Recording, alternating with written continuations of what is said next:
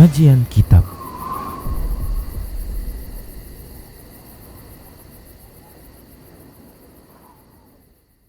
Bismillah, assalamualaikum warahmatullahi wabarakatuh. Innal hamdalillah nahmaduhu wa nasta'inuhu wa nastaghfiruh wa na'udzu billahi min shururi anfusina wa min sayyiati a'malina. Man yahdihillah fala mudhillalah wa man yudlilhu fala hadiyalah. Wa ashhadu an la ilaha illallah wahdahu la syarikalah wa ashhadu anna Muhammadan abduhu wa rasuluhu sallallahu alaihi wasallam. Qala Allahu jalla wa ala, ya ayyuhalladzina amanu taqullaha haqqa tuqatih wa la tamutunna illa wa antum muslimun. Ya ayyuhan nasu taqu rabbakumul ladzi khalaqakum min nafsin wahidah wa khalaqa minha zawjaha wa bassa minhuma rijalan katsiran wa nisaa'a wattaqullaha alladzi tasaaluna bihi wal arham innallaha kana 'alaikum raqiba. Ya ayyuhalladzina amanu taqullaha wa qulu qawlan sadida yuslih lakum a'malakum wa yaghfir lakum dhunubakum wa man yuti'illaha wa rasulahu faqad faza fawzan 'azima. Amma ba'd, fa inna asdaqal hadisi kitabullah wa khairal huda huda Rasulillah sallallahu alaihi wasallam wa syarral umuri muhdatsatuha wa kullu muhdatsatin bid'ah wa kullu bid'atin dhalalah wa kullu dhalalatin finnar. Para pemirsa Rosyad TV dan para pendengar radio Medan Mengaji di mana saja Anda berada, rahimani wa rahimakumullah. Segala puji hanya untuk Allah, zat yang senantiasa berbuat baik kepada para hamba. Selawat dan salam tak lupa kita ucapkan untuk nabinya tercinta Nabi Muhammad sallallahu alaihi wasallam. Para hamba Allah rahimani wa rahimakumullah, alhamdulillah kembali kita akan lanjutkan pembahasan kitab Minhajul Muslim di bab yang kedua dalam bab adab. Dan kita juga masih melanjutkan pembahasan tentang adab dan akhlak terhadap pasangan syar'i, pasangan suami istri.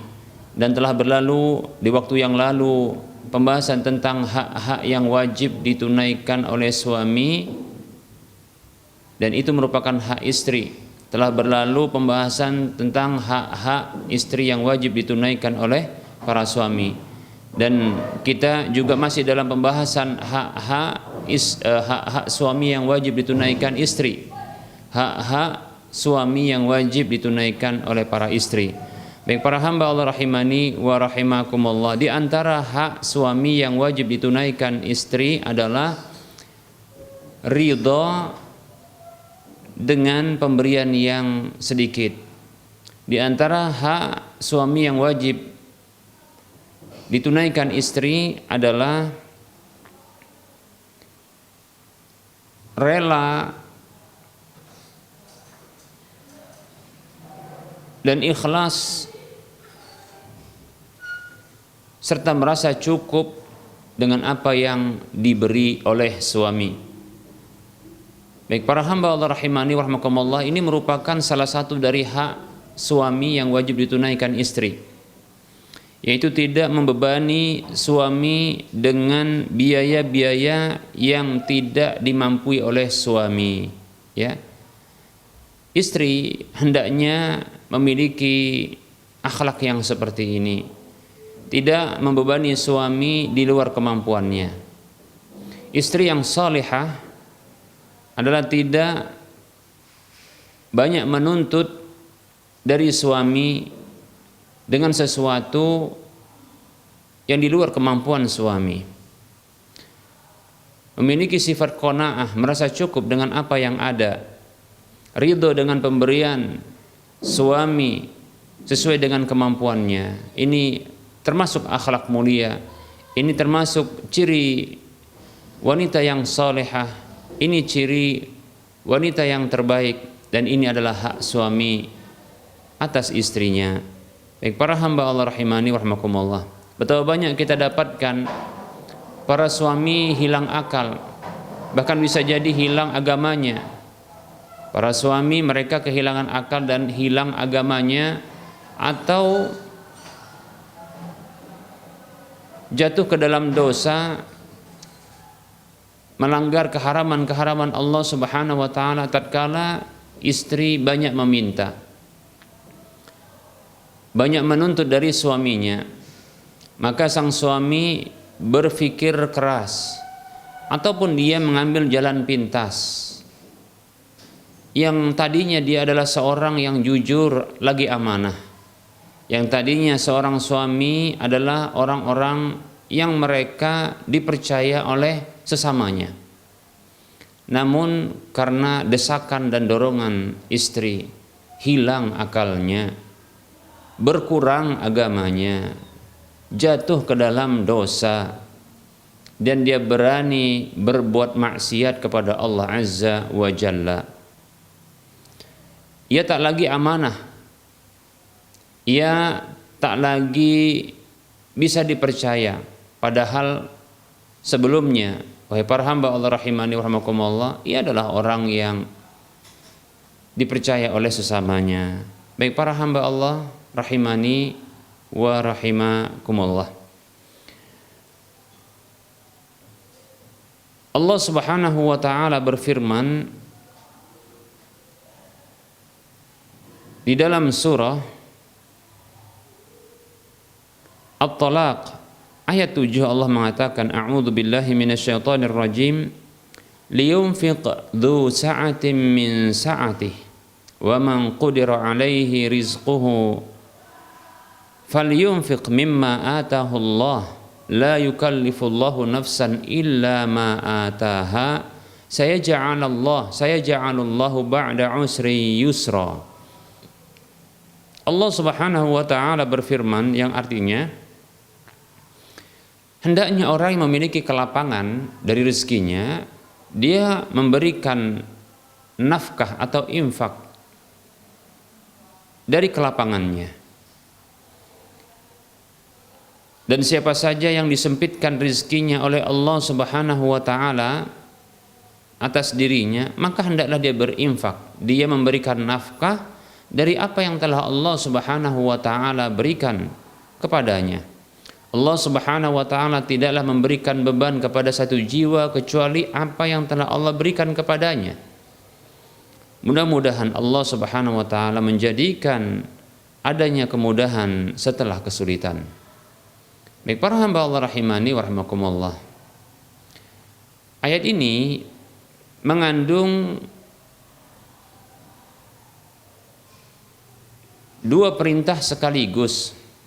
Perintah yang pertama adalah perintah yang ditujukan kepada para suami agar mereka memberikan nafkah sesuai dengan apa yang telah Allah berikan kepadanya. Bila Allah Subhanahu wa taala berikan kepadanya dengan menyempitkan rezekinya, maka hendaknya dia memberikan berdasarkan kemampuannya, apa yang telah Allah berikan kepadanya. Namun apabila Allah berikan kepadanya sesuatu yang lapang dari rezeki tersebut, maka hendaknya dia memberikan dari kelapangannya. Kesimpulannya, seorang suami diperintahkan oleh Allah Subhanahu wa taala untuk memberi nafkah kepada keluarganya sesuai dengan apa yang telah Allah berikan kepadanya. Jika lapang, maka berikan berdasarkan kelapangan. Jangan disamakan seperti dahulu ketika sulit dan sempit. Ya, maka hendaknya dia memberikan berdasarkan kelapangannya. Ya. Jika mungkin dahulu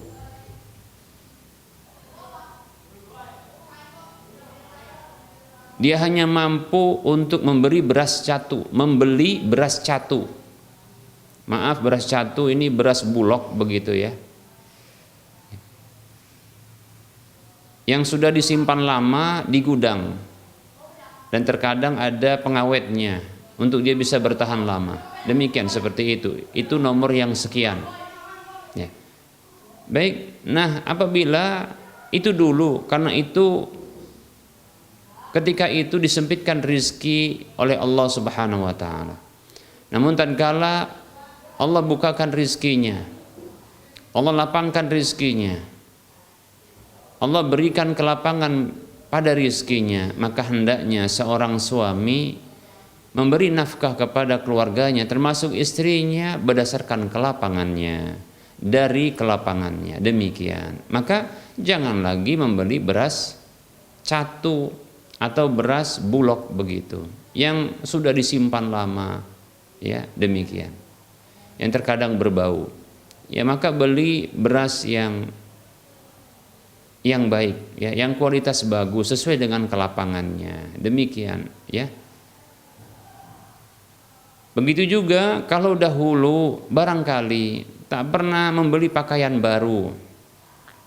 Dulu, ya, tak pernah membeli pakaian baru. Bisa bertahan saja untuk makan itu sudah lumayan. Untuk bisa mengepul saja asap di dapur itu alhamdulillah, demikian, ya. Maka pakaian, maka tak ada kepikiran untuk diganti, membeli yang baru. Namun ketika ada kelapangan, ketika Allah berikan kelapangan pada rizki, maka hendaknya berikan berdasarkan kelapangan. Berikan nafkah itu dari kelapangan yang telah Allah berikan. Seperti itu para hamba Allah. Jangan pelit, ya. Jangan pelit, itu sifat yang tercela. Wahai para suami, ya, itu sifat yang tercela. Baik para hamba Allah rahimani wa rahimakumullah. Namun apabila suami disempitkan rezekinya oleh Allah Subhanahu wa taala dan dia hanya mampu memberikan apa yang telah Allah berikan kepadanya, maka ini tuntutan yang kedua, ya, yang mestinya diperhatikan oleh para istri, karena ini tuntutannya kepada para istri. Ditujukan hal ini kepada para istri agar mereka bersabar dengan kesulitan yang didapatkan oleh suami, agar mereka bisa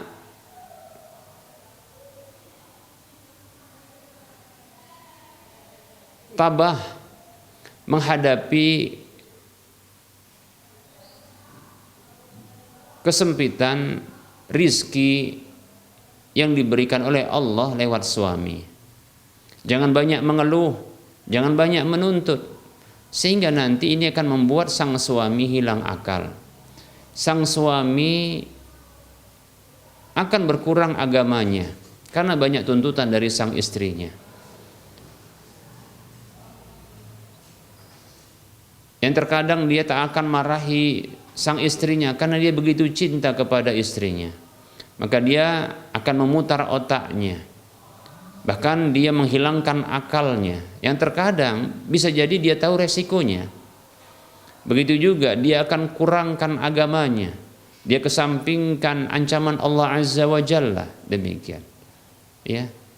Bahkan amanah orang-orang di sekitarnya ia tidak pedulikan pula, dia tidak pedulikan, dia abaikan. Demikian para hamba Allah rahimani wa rahimakumullah. Karena tuntutan orang yang dicintanya, ya. Baik. Jadi jangan sampai banyak tuntutan ini wahai para istri membuat suami jatuh ke dalam lembah dosa, ya. Lembah dosa. Ya. Seperti contohnya mencuri, seperti contohnya korupsi, ya. Seperti contohnya manipulasi dan seterusnya, ya. Tindakan-tindakan yang ini merupakan kezaliman pada harta sesamanya, bahkan terkadang harta negara. Baik para hamba Allah rahimani wa rahimakumullah, wahai para istri, bertakwalah kepada Allah Subhanahu wa taala, ya, untuk bersabar bersama dengan suami, untuk tabah menghadapi kesempitan rizki bersama suami. Baik para hamba Allah rahimani wa rahimakumullah, Allah mengatakan wa man qudira alaihi rizquhu falyunfiq mimma atahu Allah. Dan siapa saja yang disempitkan rizkinya, nah ini sebenarnya ditujukan kepada para istri. Kalau ada suami yang disempitkan rizkinya oleh Allah Subhanahu wa taala, maka Allah perintahkan kepada suami, falyunfiq mimma atahullah. Berikanlah nafkah itu dari apa yang telah Allah berikan. Berikan nafkah itu yang telah Allah berikan. Jangan melakukan hal-hal yang lain yang diharamkan. Maka jangan para istri menuntut para suami di luar batas kemampuannya dengan tuntutan-tuntutan yang begitu banyak, padahal sudah diketahui ini sempit rizkinya, lagi sempit rizkinya, lagi sulit. Lebih-lebih ya, kita baru saja ya melewati masa-masa sulit ya, dengan pandemi hampir 2 tahun ini, Masya Allah ya, demikian. Ini bahkan mendunia, bukan hanya di wilayah kita saja, bukan menasional saja, tapi mendunia demikian ya. Maka bersabar demikian. Wahai para istri, jangan punya prinsip ya seperti orang-orang awam, orang-orang yang kurang agama dan akalnya. Mereka punya prinsip begini, abang ada uang, abang sayang. Abang tak ada uang, maka abang ditendang. Jangan begitu. Itu buruk, itu jelek. Wahai para hamba Allah rahimani wa rahmakumullah. Jadilah istri yang salihah. Jadilah istri yang setia dalam suka dan duka. Jadilah istri yang cinta kepada suaminya dengan membuktikan cintanya, senantiasa bersama suami dalam cinta, suka dan duka. Demikian ya para hamba Allah rahimani wa rahimakumullah ya. Ketika Allah perintahkan kepada para suami, falyunfiq mimma atahullah, dan berikanlah nafkah itu dari apa yang telah Allah berikan kepadanya. Ini menunjukkan bahwasanya ya, sang istri harus menerima, karena itu sudah sesuai dengan batas kemampuannya, kemampuan sang suaminya. Bahkan Allah menambahkan, la yukallifullahu nafsan illa ma ataha. Allah tidaklah memberikan beban kepada satu jiwa kecuali apa yang telah Allah berikan kepadanya. Jadi ketika Allah memberikan rizki yang itu Allah sempitkan bagi seorang hamba yang dia berstatus suami, maka Allah Subhanahu wa taala tidaklah memberikan beban kepada dia di luar kemampuan dia, kecuali apa yang telah Allah berikan kepadanya. Maka para suami, para istri hendaknya mereka bersabar. Hendaknya mereka setia dengan suaminya, ya, menemaninya dalam suka dan duka, demikian. Dan penuh cinta tentunya, ya. Karena Allah memberikan rezeki sesuai dengan apa yang telah Allah berikan kepadanya, dan dia hanya diwajibkan mencari dan berusaha semampunya, lalu dia diperintahkan untuk memberi nafkah sesuai dengan apa yang telah Allah berikan kepadanya. Lalu Allah Subhanahu wa taala mengatakan seolah-olah ini terarah kepada istri secara khusus agar dia bisa bersabar. Allah mengatakan, saya ja'alullahu ba'da usri yusra. Kelak Allah Subhanahu wa taala, mudah-mudahan Allah Subhanahu wa taala menjadikan adanya kemudahan setelah kesulitan. Masya Allah ya. Jadi Allah Subhanahu wa taala seolah-olah berjanji kepada mereka yang bersabar. Bersabar. Baik itu sang suami yang bersabar dengan kesulitan, kesempitan dalam mencari rezeki. Begitu juga sang istri yang bersabar terus menemani suami, ya. Yang terkadang menahan sebagian selera, yang terkadang menahan sebagian keinginan, yang terkadang makan pun kurang makan, ya. Pakaian tak berganti, demikian, ya. Tapi hal itu bagi seorang wanita yang salihah, istri yang salihah, wanita terbaik, itu dihadapi dan dijalani dengan kesabaran dan ketabahan. Ia mengharapkan kepada Allah Subhanahu wa taala pahala yang besar. Lebih-lebih seorang istri yang salihah meyakini firman Allah Subhanahu wa taala di dalam surah Az-Zumar ayat 10, A'udzu billahi minasyaitonir rajim, innama yuwaffas sabiruna ajrahum bighairi hisab. Sesungguhnya orang-orang yang sabar itu mereka dibalas pahala mereka hanyalah dengan balasan tanpa batas, dengan balasan tanpa batas, tanpa hitungan. Demikian. Demikianlah mestinya seorang wanita salihah yang dia terus bersabar. Lebih-lebih ini bersama dengan orang yang dicintainya. Dia tidak sendirian. Dia bersama dengan orang yang dicintainya, suaminya. Maka ini lebih ringan baginya ketimbang kalau dia sendirian. Bahkan kita dapatkan para janda lebih sulit, tapi mereka bisa menghadapi kehidupan. Maka hendaknya seorang wanita yang salihah, istri yang salihah, yang masih ada suaminya, yang dia tidak sendirian menghadapi kehidupannya, dia bersama dengan orang yang dicintainya, sang suaminya, maka ini lebih ringan baginya. Lebih-lebih dia mengingat pahala sabar, ya, pahala sabar. Bahkan dia terus meminta kepada Allah Subhanahu wa taala dengan sabar dan salat.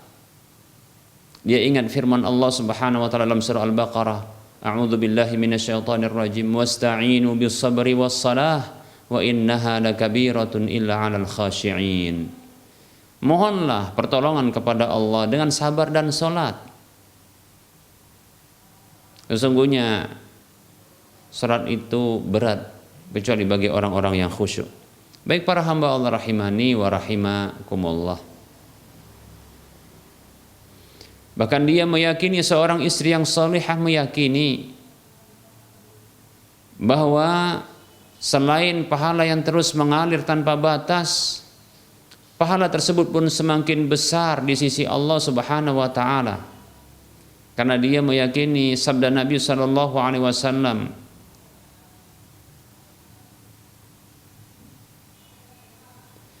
inna 'idhamal ajri ma'a'idhamil bala'i.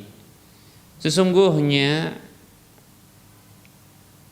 besarnya pahala itu seiring dengan besarnya bala musibah yang menimpa.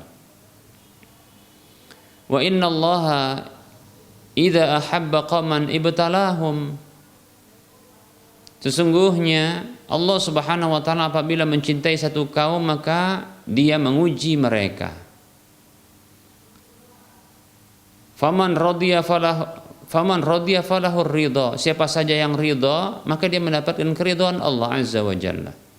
Wa man sakhita falahu sukhtu. Siapa saja yang marah, murka, maka dia mendapatkan kemurkaan Allah Subhanahu wa taala. Baik para hamba Allah rahimani wa rahmakumullah, seorang wanita yang salihah, seorang istri yang salihah, wanita terbaik, maka dia terus sabar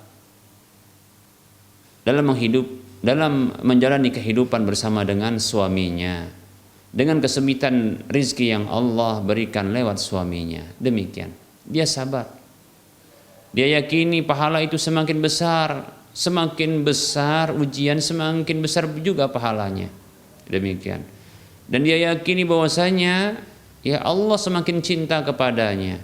Dan dia khawatir Allah murka kepadanya bila dia murka dengan apa yang Allah ujikan kepadanya. Seperti itu. Bahkan dia inginkan keridhaan Allah Subhanahu wa taala lewat keridhaan terhadap suaminya, dengan keridhaan pula terhadap ketetapan yang Allah tetapkan untuk dirinya dan keluarganya, yaitu kesempitan rizki. Baik para hamba Allah rahimani wa rahimakumullah.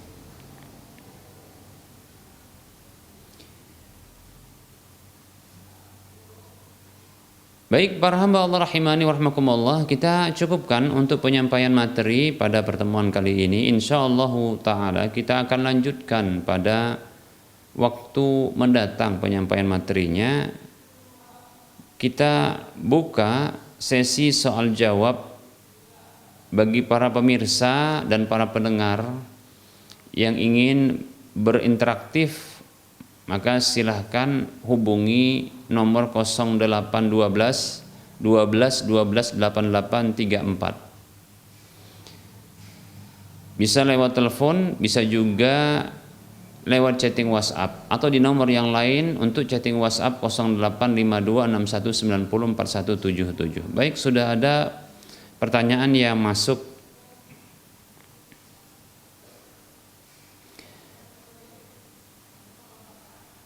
Ada pertanyaan, Assalamualaikum Ustadz, apakah boleh kita berwudu tanpa berurutan?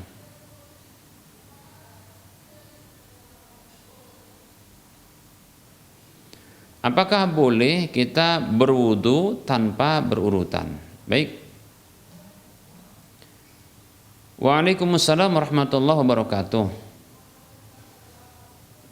Para ulama berbeda pendapat, apakah berurutan dalam berwudu ini merupakan syarat, ataukah wajib saja, ataukah sunnat saja? Baik para hamba Allah rahimani wa rahimakumullah.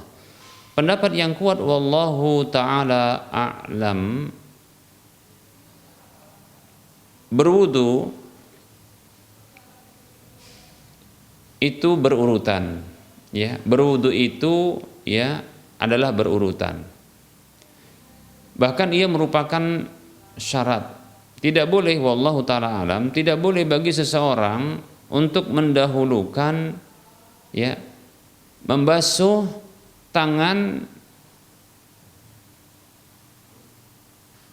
baru setelah itu membasuh wajahnya. Tidak boleh bagi seseorang untuk mendahulukan membasuh kaki baru mengusap kepala, demikian. Maka wajib, bahkan ini merupakan syarat untuk berurutan. Baik para hamba Allah rahimani wa rahimakumullah. Dalam dalilnya adalah hadis Humran bekas budaknya Utsman bin Affan radhiyallahu anhu. Humran maula Utsman radhiyallahu anhu menyatakan bahwasanya ia mengkabarkan bahwasanya ia pernah melihat Utsman bin Affan radhiyallahu anhu meminta agar dihadirkan satu wadah air wudu. Lalu ia menuangkan air tersebut pada kedua tangannya, mencuci kedua telapak tangannya. Lalu dia masukkan tangan tersebut, tangan kanannya pada wadah tersebut. Lalu berkumur-kumur dan memasukkan air ke dalam hidung lalu membuangnya.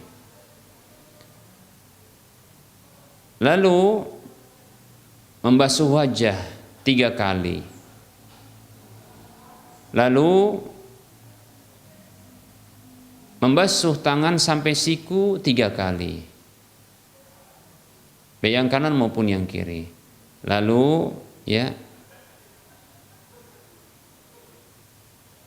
mengusap kepala, lalu membasuh kaki sampai mata kaki. Tadi membasuh tangan sampai siku, ya. Ini membasuh kaki sampai mata kaki. Baik, lalu Utsman bin Affan mengatakan, aku melihat Rasulullah SAW berwudu seperti wuduku ini. Dan aku mendengar Rasulullah bersabda, man tawadda'a misla wudu'i hada, siapa saja yang berwudu seperti wuduku ini, ya, summa yusalli rak'ataini, kemudian dia salat 2 rakaat, la yuhaddisu fihi ma nafsahu, yang dia tidak berbicara dengan dirinya di 2 rakaat tersebut, ghufira lahu ma taqaddama min dzambihi, diampuni baginya dosa yang telah berlalu. Baik, dalam hadis ini, hadis yang dikeluarkan oleh Imam Bukhari, demikian pula Imam Muslim, hadis ini menyebutkan tentang dengan menyebutkan kalimat lalu atau kemudian, yang menunjukkan ini bentuk berurutan. Demikian, wallahu ta'ala a'lam. Jadi berurutan merupakan kewajiban bahkan syarat. Wallahu a'lam.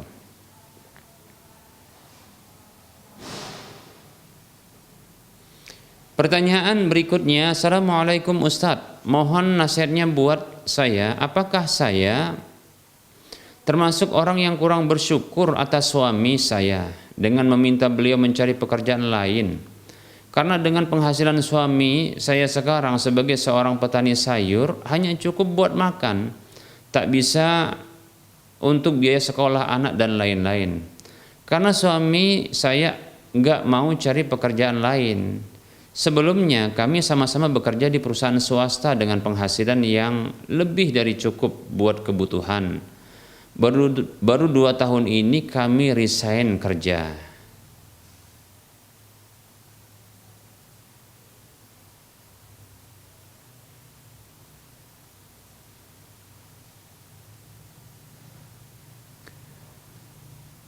Waalaikumsalam warahmatullahi wabarakatuh.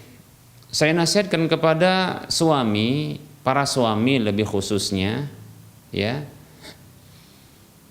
agar berusaha semampunya dengan sekuat tenaga untuk berusaha, ya, memenuhi kebutuhan wajib, kebutuhan pokok dari rumah tangganya. Berusaha dengan cara yang halal, pekerjaan yang halal, demikian, ya. Bisa jadi memang rezeki yang diberikan saat itu dikarenakan, ya, memang demikian yang diberikan oleh Allah. Hanya saja itu mungkin kurang maksimal di dalam berusaha. Dan ini perlu bagi para suami untuk melihat, ya, kebutuhan pokok dari rumah tangganya. Makan, pakaian, pendidikan anak, ya. Makan itu bersama, ya, pakaian itu bersama, semuanya. Pendidikan anak ini barangkali juga termasuk yang wajib, ya, untuk diperhatikan. Maka lihat, ya, kebutuhan pokok tersebut, kemudian dihitung, kemudian dilihat berapa pendapatan yang didapatkan, kemudian berusaha semaksimal mungkin untuk mencari, ya, mengais rezeki untuk menutupi kebutuhan tersebut, begitu, ya.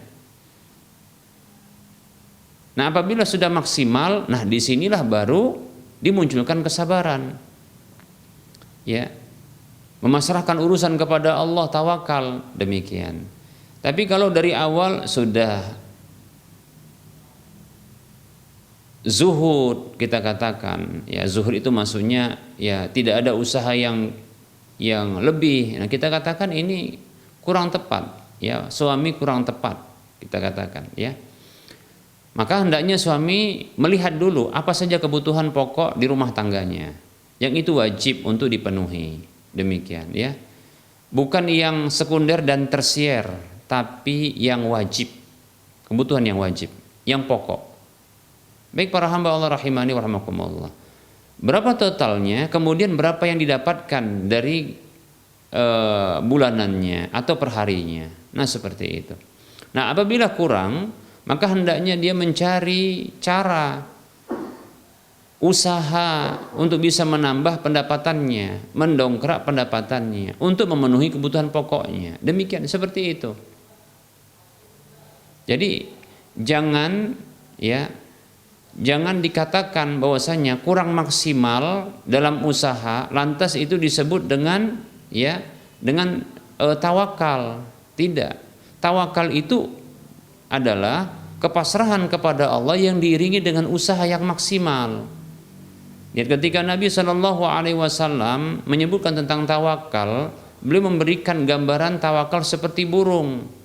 Kata Nabi SAW, "Lau annakum tatawakkaluna 'ala Allahi haqqa tawakkuli la razaqakum kama yarzuqut tayra taghdu himasa wa taruhu bitana."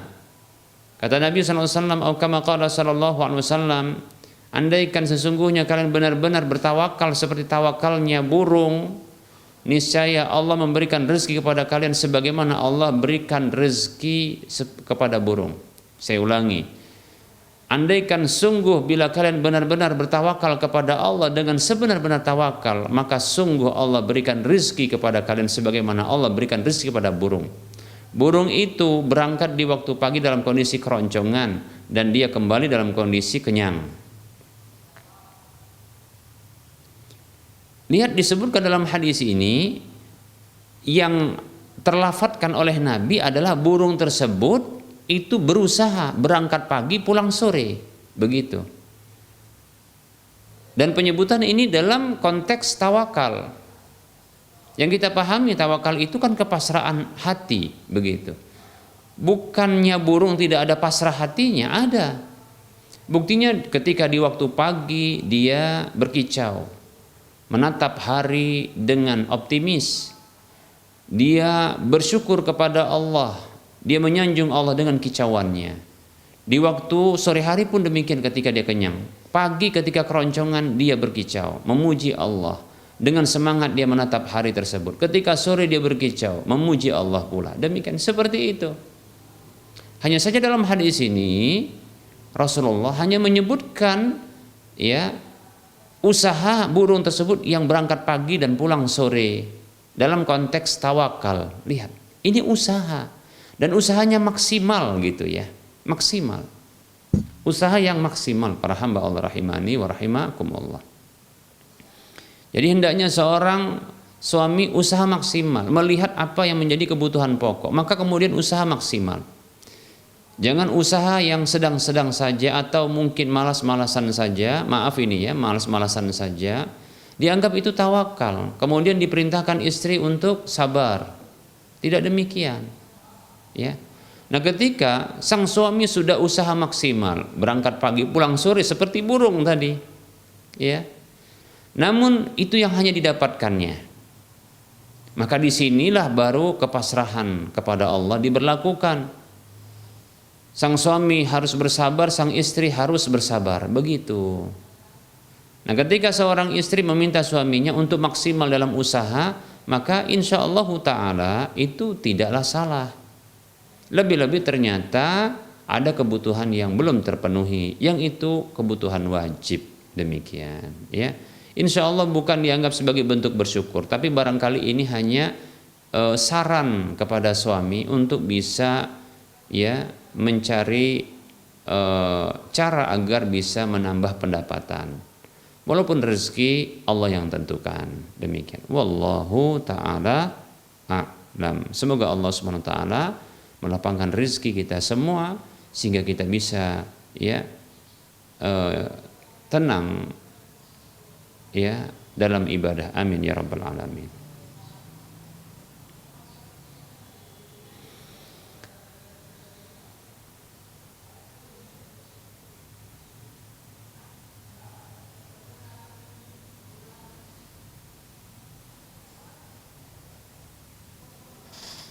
Ada pertanyaan, Assalamualaikum Ustadz, apa ada hadis yang mengatakan kalau Nabi SAW pernah dikasih jeruk oleh seorang nenek-nenek dan Nabi memakannya, serta sahabat bertanya mengapa Rasul tidak memberi kepada kita? Nabi bersabda, katanya jeruk itu kecut. Jika kalian dikasih, saya khawatir kalian mencelanya. Hadis ini pernah dikatakan oleh seseorang dalam sebuah acara. Jazakallahu khairan.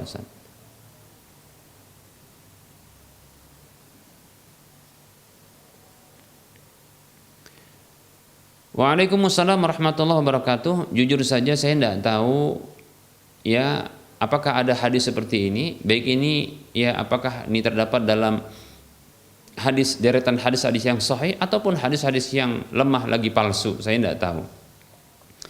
Cuma hanya saja saya sedikit bertanya-tanya begitu.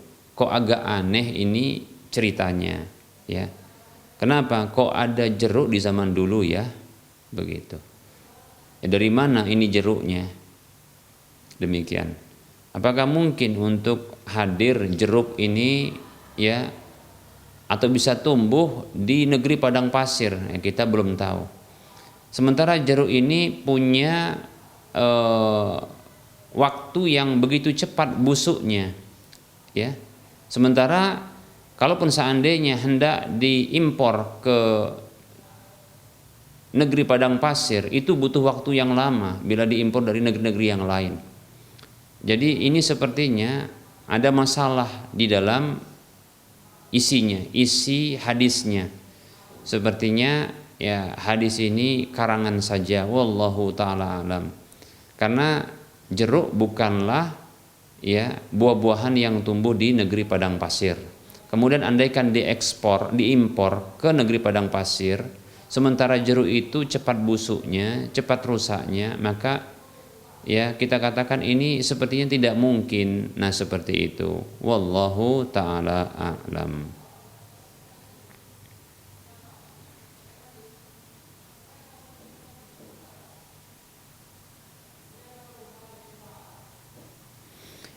Ada pertanyaan. Baik, para pemirsa yang ingin bertanya lewat telepon langsung, silahkan ya hubungi di nomor layanan kami 0812 12 12 8834. Baik ya. Kita akan jawab dulu pertanyaan yang masuk lewat chatting WhatsApp. Assalamualaikum Ustadz, amalan apakah yang dapat membuat dosa kita gugur? Jazakallahu khairah. Waalaikumsalam warahmatullahi wabarakatuh. Semua amalan-amalan kebaikan maka itu bisa menggugurkan dosa. Ya.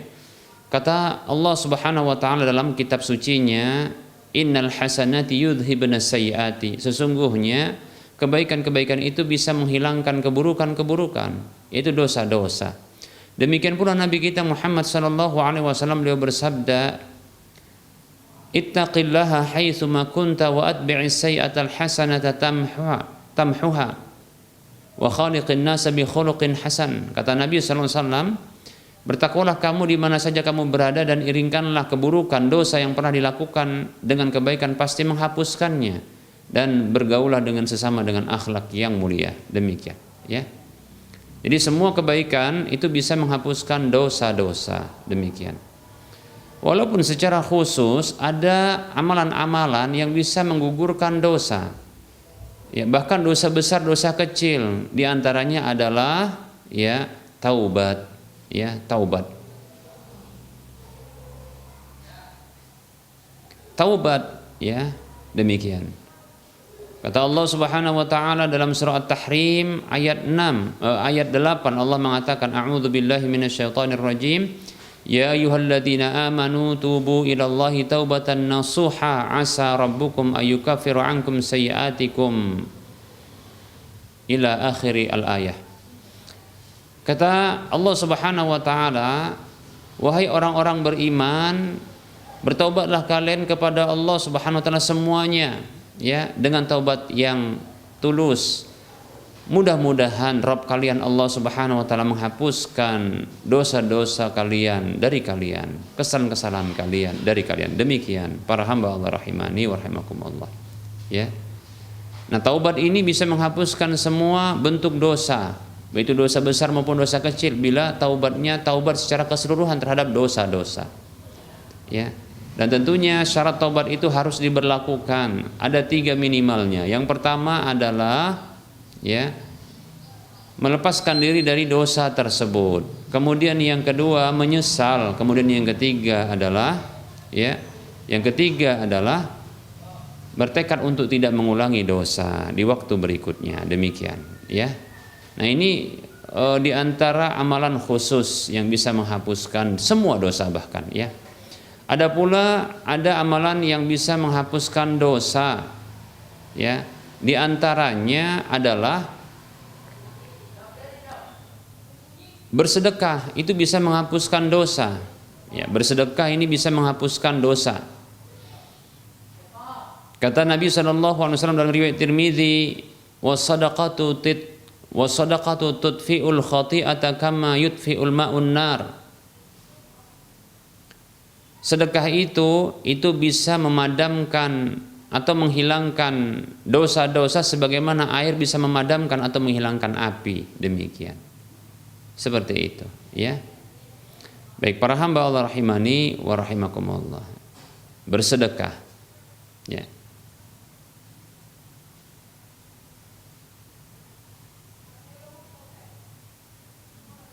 Dan semua kebaikan-kebaikan insyaallah taala ya bisa. Istighfar tentunya juga bisa menghapuskan dosa-dosa insyaallah taala, dan istighfar ini tentunya bagian dari taubat, ya. Baik ya, jadi istighfar ini silahkan lakukan ya setiap hari, bahkan lakukan ya 100 kali minimalnya dalam sehari.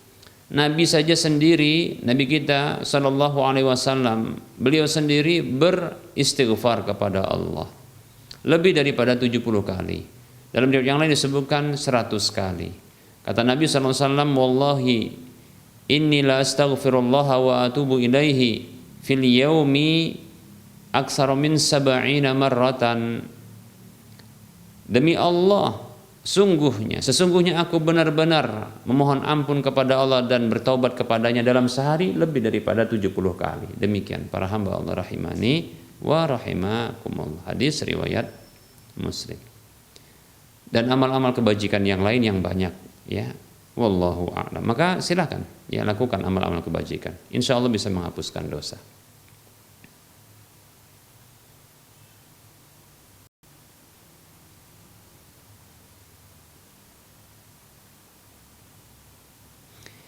Pertanyaan berikutnya,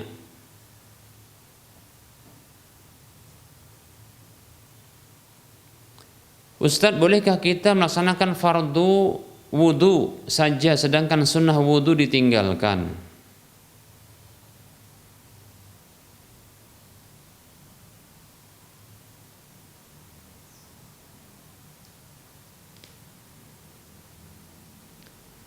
Bismillah. Ya boleh saja, cuma sayang ya. Jangan sampai sunnah-sunnah wudu itu ditinggalkan, seperti bersiwak sebelum ya berwudu ya. Seperti juga membasuh telapak tangan sebelum berwudu, ya sayang ya, pahalanya sayang untuk ditinggalkan ya. Padahal cuma sebentar untuk dilakukan, demikian ya. Sayang. Boleh-boleh saja, namanya juga sunnah wudu yang bila dikerjakan berpahala, ditinggalkan tidak berdosa, tidak mengapa. Hanya saja tentunya kurang sempurna, karena yang dimaksudkan ya oleh Nabi sallallahu alaihi wasallam ya, siapa saja yang berwudu dan dia menyempurnakan wudunya ya, kemudian berjalan menuju masjid, maka dia terhitung ya salat ya selama dia menunggu sholat, demikian. Nah seperti itu disebutkan beberapa hadis yang lain ya, sampai langkah-langkah kaki itu terhitung sebagai ya penghapus dosa dan peninggi derajat, demikian. Nah menyempurnakan wudhu ini disebutkan oleh Nabi adalah melakukan atau memenuhi ya hal-hal yang wajib dalam wudhu, demikian pula yang sunnah dalam wudhu, demikian ya. Sayang untuk ditinggalkan. Wallahu ta'ala a'lam.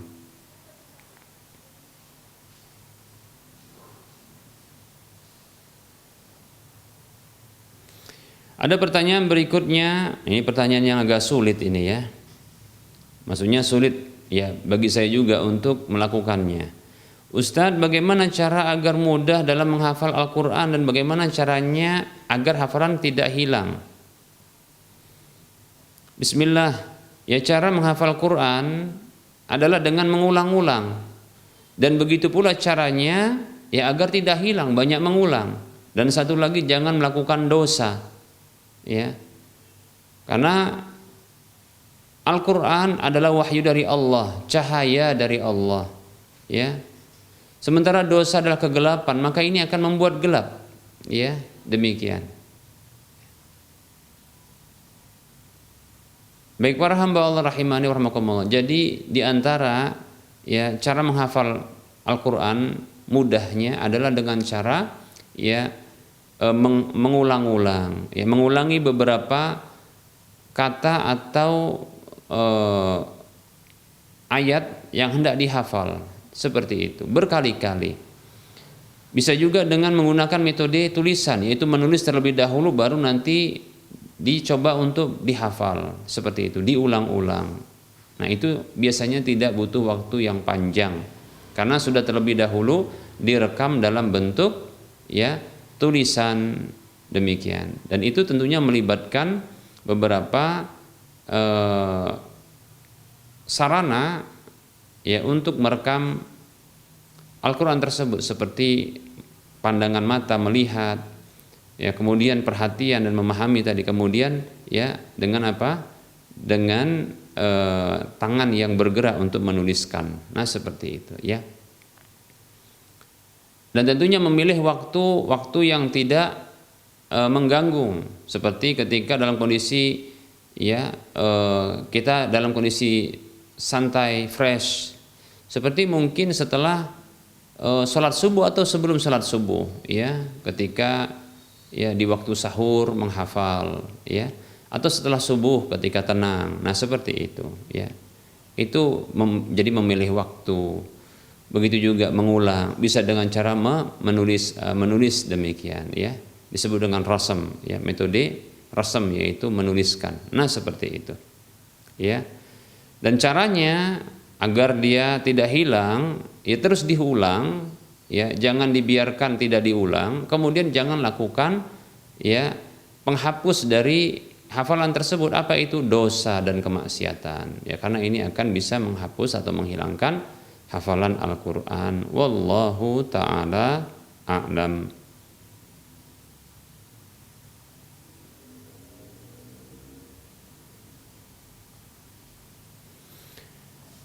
Ada pertanyaan, Assalamualaikum Ustaz, bagaimana agar waktu kita sehari-hari tidak terbuang sia-sia? Waalaikumsalam warahmatullahi wabarakatuh. Ya, jadikan hari-hari, setiap detik yang dilalui itu menjadi ibadah dan diniatkan untuk ibadah. Ibadah yang paling ringan adalah ibadah lisan, yaitu berzikir. Nah, itu seperti itu, ya, supaya tidak sia-sia. Selain tadi diniatkan hidup ini adalah untuk ibadah. Nah, seperti itu. Sehingga hal itu akan membantu kita pula, anggota badan kita ini, fisik kita ini, lisan dan anggota badan kita ini untuk beribadah kepada Allah. Karena dari hati sudah diniatkan untuk beribadah. Nah, ketika bersendirian, ketika tidak ada kegiatan, maka bisa berzikir kepada Allah dengan menyebut subhanallah, alhamdulillah, la ilaha illallah, wallahu akbar. Subhanallah, alhamdulillah, wa la ilaha illallah, wallahu akbar. Atau la haula wa la quwata illa billah, atau la ilaha illallah saja, demikian, begitu, ya. Atau berselawat, Allahumma salli wa sallim ala Muhammad, demikian, berselawat kepada Nabi, ya. Atau membaca Al-Quran. Nah, lakukan ibadah itu dengan variatif agar tidak bosan, karena syaitan bisa saja masuk ke dalam benak seseorang, ya, dari poin bosan, ya, sehingga nanti akan mudah bagi syaitan untuk dia menggoda manusia agar dia meninggalkan ibadah karena bosannya, demikian, ya. Jadi dibuat variasi, ya, di dalam ibadah. Kalau sesekali baca Al-Quran, ya, kemudian, ya, sholat fardu jelas, sholat sunat demikian juga, ya. Kemudian zikir, dan ini yang paling ringan, zikir, ya, ini yang paling ringan. Ya, insyaallah taala demikian, agar tidak terbuang sia-sia waktu kita. Wallahu taala a'lam.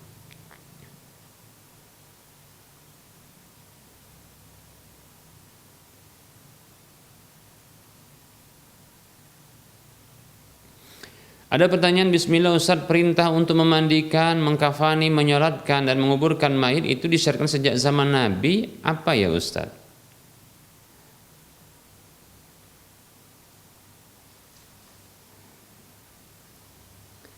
Bismillah, ya tentu, ya, ketika ada yang meninggal di zaman Nabi SAW, maka Nabi sendiri yang memberikan contoh kepada para sahabat, ya. Walaupun kita katakan dalam beberapa kasus, ya, yang terekam dalam dalil itu kasus di mana para wanita yang wafat, bahkan diantaranya adalah anak Nabi, itu dikafani, dimandikan oleh Ummu Atiyah beserta dengan, ya, para wanita-wanita, sahabat-sahabat wanita yang lainnya, radhiyallahu anhun ajma'in, demikian, ya. Nah, ini bahkan Rasul sendiri yang memandu, ya, walaupun beliau tidak melihat, ya, tidak melihat proses pemandian tersebut, tapi Rasulullah yang memandu, demikian, ya, demikian, ya. Begitu juga mengkafani, ya, menyolatkan, menguburkan, ya, semuanya ini atas petunjuk Rasulullah SAW yang terekam dalam dalil-dalil, walaupun, ya, Rasulullah tidak langsung yang memberikan contoh dan teladan. Ya, ada kalanya Rasulullah itu memandu, demikian, bahkan memberikan penjelasan lewat lisan, ya, seperti itu. Adapun dalam proses pensolatan ini lebih banyak dilakukan oleh Nabi Shallallahu Alaihi Wasallam. Wallahu taala alam.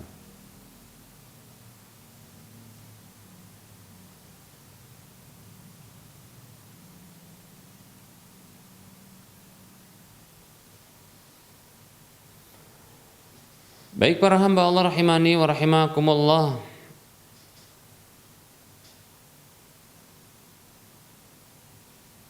Kita cukupkan terlebih dahulu, ya, penyampaian materi kita pada pertemuan kali ini, karena sedikit lagi masuk waktu sholat zuhur untuk wilayah Medan dan sekitarnya. Mohon maaf ada pertanyaan-pertanyaan yang belum dijawab, yang sudah masuk namun belum bisa dijawab, ya, karena waktu yang sudah dekat dengan waktu masuknya sholat zuhur untuk wilayah Medan dan sekitarnya. Tentunya dalam penyampaian ini banyak kekurangan, banyak kesalahan, banyak kekeliruan.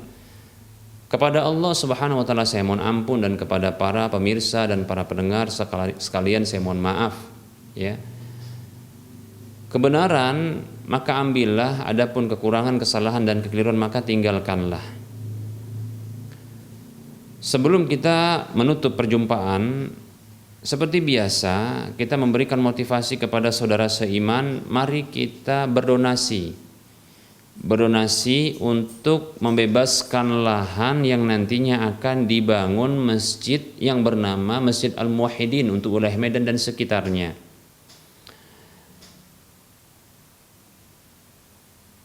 Kebutuhan dari dana adalah 8,5 sekian miliar rupiah, sementara kekurangan saat ini sekitar 3,2 sekian miliar rupiah. Anda punya kesempatan yang banyak untuk bisa memiliki aset akhirat, yang pahala minimalnya adalah 700 kali lipatnya. Yang ini akan terus didapatkan pahalanya walaupun telah meninggal dunia. Salurkan, silahkan salurkan infak dan sedekah jariah Anda yang pahalanya terus akan mengalir, ya, ke nomor rekening berikut ini: Bank Syariah Mandiri atau Bank Syariah Indonesia di nomor 7127488555 atas nama Yayasan Lajnah Dakwah Medan, kode bank 451. Silakan salurkan ke Bank Syariah Mandiri atau Bank Syariah Indonesia di nomor 7127488555 atas nama Yayasan Lajnah Dakwah Medan, kode bank 451. Di layar kaca Anda bisa mendapatkan informasi ini. Semoga Anda termotivasi dan semoga bermanfaat. Mohon maaf atas segala kekurangan. Kita ketemu lagi di lain kesempatan. Wassallallahu ala Muhammad wa ala alihi wa ashabihi ajma'in. Subhanakallahumma wa bihamdika asyhadu an la ilaha illa anta astaghfiruka wa atubu ilaika walhamdulillahi rabbil alamin. Wassalamualaikum warahmatullahi wabarakatuh.